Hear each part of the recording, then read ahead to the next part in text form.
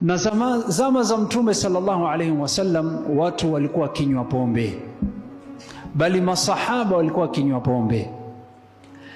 Tunajua ya kwamba Rasul sallallahu alaihi wasallam alichaguliwa mtume akiwa na miaka mingapi?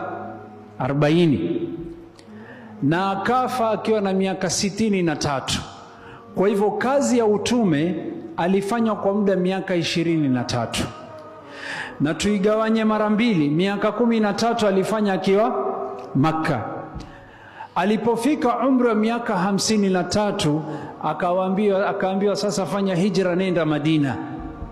Akapiga kambi katika mji wa Madina kwa miaka 10, na hapo ndipo akazikwa salawatu rabbi wasalamu alayhi.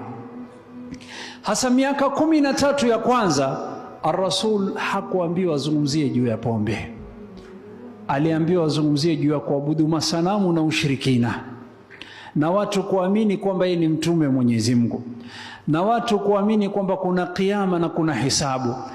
Kisha baada ya kuja Madina, miaka 2 ya kwanza pombe haikugusiwa wala hawakuharamishiwa.